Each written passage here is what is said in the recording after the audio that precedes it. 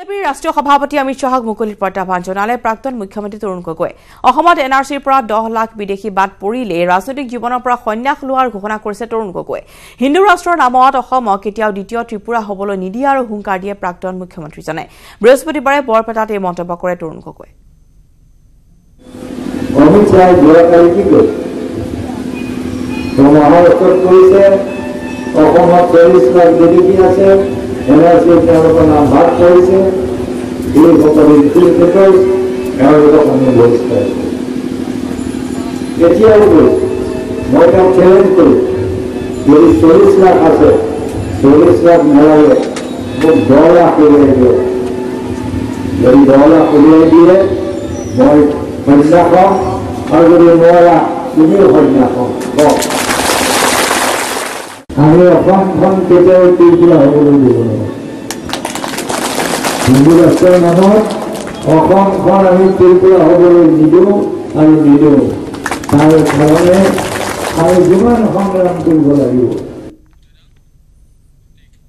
হিমন্ত বিশ্ব শৰ্মাই আজমলক কল গাখীৰ আৰু মৌ খুৱায়। আজমলে হিমন্তক খেজুৰ আৰু বিৰিয়ানী খুৱায়। ৰাতি ৰাতি আজমল আৰু হিমন্ত লগ লাগে। একতাক্ষ প্ৰাক্তন মুখ্যমন্ত্ৰী তৰুণ গগৈ। হিমন্ত আৰু আজমলক ফেটি সাপ আখ্যা দি এনে ফেটি সাপক গাখীৰৰ পৰিৱৰ্তে বিষ খুৱাই মাৰি পেলাব লাগে বুলি মন্তব্য কৰে প্ৰাক্তন মুখ্যমন্ত্ৰীজনে। আৰু হেমন্ত বিশ্ব শৰ্মা তুমিতো আসাম চুক্তি মন্ত্ৰী আছে, যদি ইমানখিনি বিজেপিও আছে, তুমি কি কৰিছিলা? তুমি শুই আছিলা নেকি? আজি বজৰ দিনত হেমন্ত বিশ্ব শৰ্মা গাখীৰ গাখীৰ মৌ আপেল চাপেল চব খুৱায়। আৰু বজৰ দিন চাব সেই সাজু আনি দি থাকে, সাজু খুৱাই থাকে, বিৰিয়ানী খুৱাই থাকে হেমন্ত বিশ্ব শৰ্মা। তেওঁলোকৰ মিলন হৈছে ৰাতি। আজমলকো হল'ব লাগিব।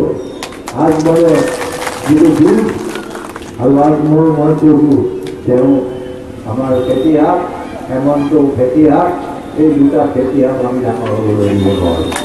এই দুটা খেতিহাকক আমি ৰাতিও খুৱাব নোৱাৰোঁ। এই দুটা খেতিহাকক আমি বিষ খুৱাই হ'লেও মাৰিব লাগিব।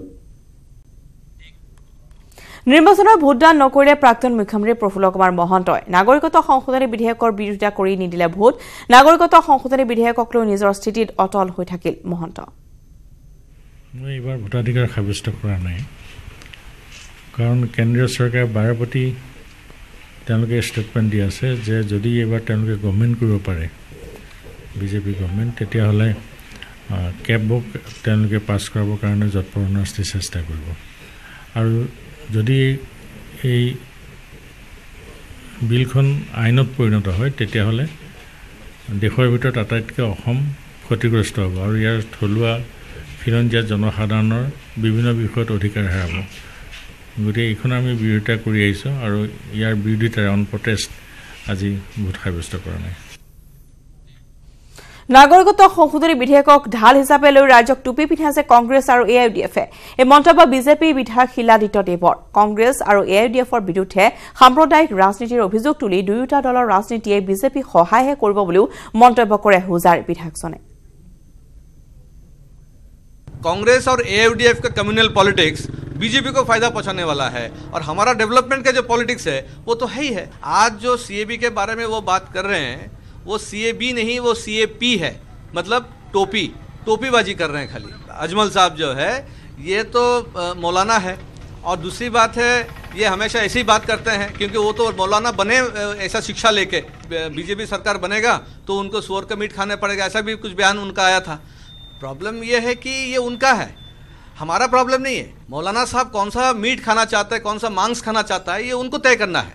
ये उनको तय करना है कि वो क्या मीट खाएंगे। बीजेपी ना तो उनको खिलाएगा मीट और ना उनको खाने से रोकेगा। दूसरी बात है ये कम्युनल पॉलिटिक्स और चलने वाला नहीं है। যোৰহাটৰ ফাঁচিয়ালে ড্ৰাগছৰ এক বৃহৎ ঘাটি উৎখাত কৰা হৈছে।